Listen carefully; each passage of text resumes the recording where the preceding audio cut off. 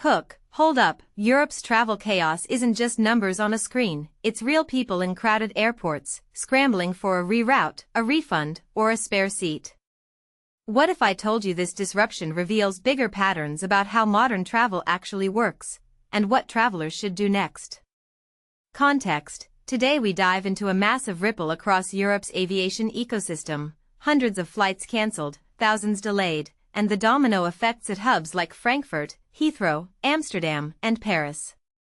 This isn't just one airline strike, it's a convergence of labor tensions, operational strains, and geopolitical headwinds that reshapes how we move across borders. Main breakdown. Idea 1. The Lufthansa pilot strike isn't just a hiccup, it's a stress test for Europe's airline model. Personally, I think this reveals how pension shifts and employment terms are not abstract debates, they directly hit schedules, ripple through partner airlines, and force urgent rebooking.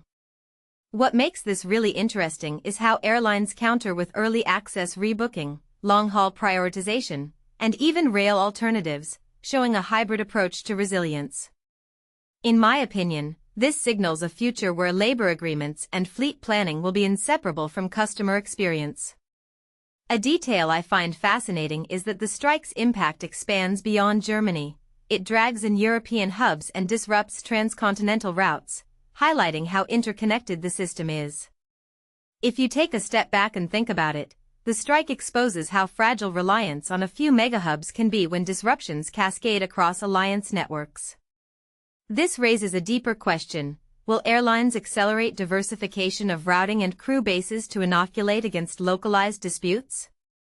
Idea 2. Middle East geopolitics are a force multiplier for European travel chaos. From my perspective, airspace closures and reroutes aren't just tactical inconveniences, they're strategic bottlenecks that multiply delays across the network. What many people don't realize is how a regional conflict reshapes global routings, pushing traffic onto longer, costlier paths and increasing fuel burn. What this means is the travel tech stack, flight ops, weather and traffic management, and passenger communications, gets stress-tested at scale. What this really suggests is a trend toward more dynamic contingency planning and real-time customer outreach as standard practice, not a luxury feature. A detail I find compelling is how even unaffected routes can feel the tremors when key corridors are throttled. A bigger thought: passenger rights and airline duty of care will need to evolve as tolerance for delays shifts in a high-variability environment. Idea 3. Airport-level chaos at AMS, LHR, FRA, and CDG shows that not all disruption is equal. Some airports bear the brunt while others act as pressure valves. In my opinion, the data on 323 cancellations at FRA and 134 delays at LHR isn't just a tally. It's a snapshot of how infrastructure, staffing, and scheduling intersect with global demand.